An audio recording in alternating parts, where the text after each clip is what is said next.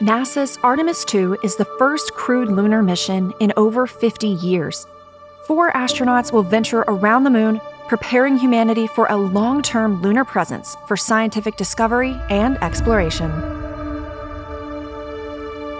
The 10-day test flight will demonstrate a range of deep space exploration capabilities with crew. The mission will prove the Orion spacecraft is ready to keep astronauts alive in deep space and allow the crew and ground teams to practice operations essential to the success of future missions. On launch day, the Artemis II crew suits up, undergoes final checks, and rides in the crew transportation vehicles to Launch Pad 39B at NASA's Kennedy Space Center in Florida.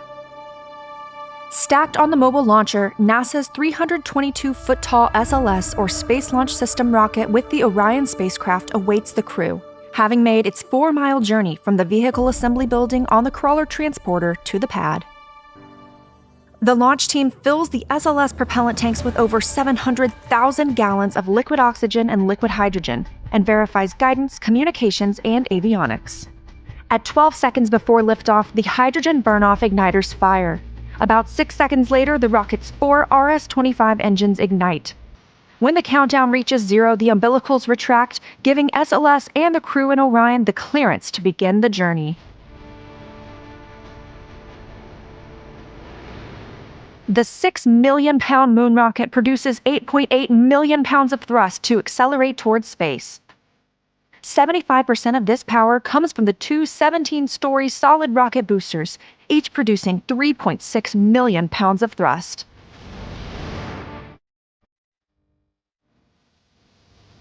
About 2 minutes in, the boosters are released, their solid propellant consumed. The core stage and its RS-25 engines continue to propel Orion and the crew to space. After 3 minutes, the protective fairings surrounding Orion's service module are ejected, exposing its solar arrays. 6 seconds later, the launch abort system is ejected from Orion. The crew has safely reached Earth orbit, though they could still abort using service module engines. About 8 minutes after launch, the SLS core stage engines shut down and the interim cryogenic propulsion stage, or ICPS, and Orion separate from the core stage. Orion and the ICPS are now flying free.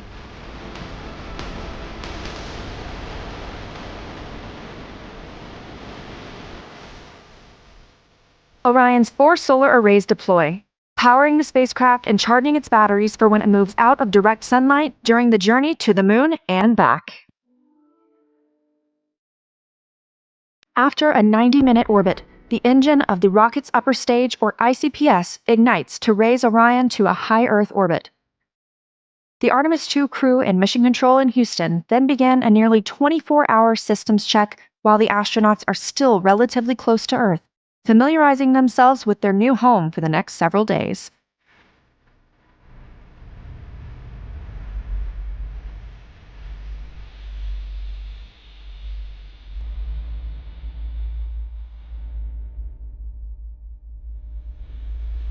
Once in high Earth orbit, Orion separates from the upper stage. The expended ICPS and Orion stage adapter serve as a target for a manual handling test called the Proximity Operations Demonstration, preparing future crews for rendezvous, docking, and undocking with other spacecraft. During the demonstration, Artemis II astronauts use cameras and line of sight through Orion's windows to pilot the spacecraft as they approach and back away, assessing Orion's handling qualities, hardware, and software.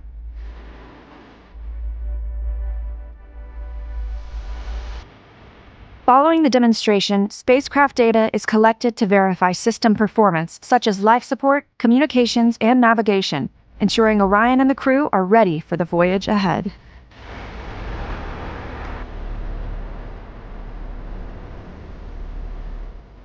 About 23 hours later, Orion's service module performs the Translunar Injection Burn, or TLI, pushing Orion out of Earth orbit and on an approximately 4-day trip to the moon. Ultimately, the crew's figure-8 flight path extends more than 230,000 miles from Earth. During the trip, the astronauts continue to evaluate the spacecraft systems and practice emergency procedures like testing the radiation shelter. The Artemis II crew travels about 4,600 miles beyond the moon, becoming the first humans to lay eyes on the lunar far side in over 50 years. Their observations will help us prepare for future missions at the moon. During this period, there will be an anticipated communication blackout between mission control and the spacecraft. As the crew returns from the far side of the moon, Orion is drawn home by Earth's gravity in a free return trajectory, ensuring a fuel-efficient 4-day trip.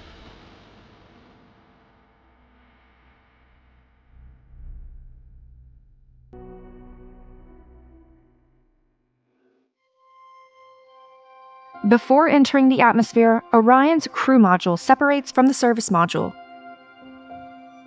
12 thrusters ensure Orion is properly oriented at an altitude of about 75 miles from Earth's surface.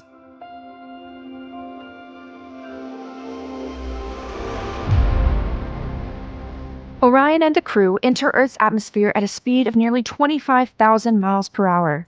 Decelerating at a rate up to 4 times the force of gravity, the crew will feel 4 times heavier than they do on Earth. Orion's heat shield protects the spacecraft from temperatures of about 5,000 degrees Fahrenheit, about half as hot as the surface of the Sun. To slow its descent, Orion begins a precise deployment sequence of 11 parachutes.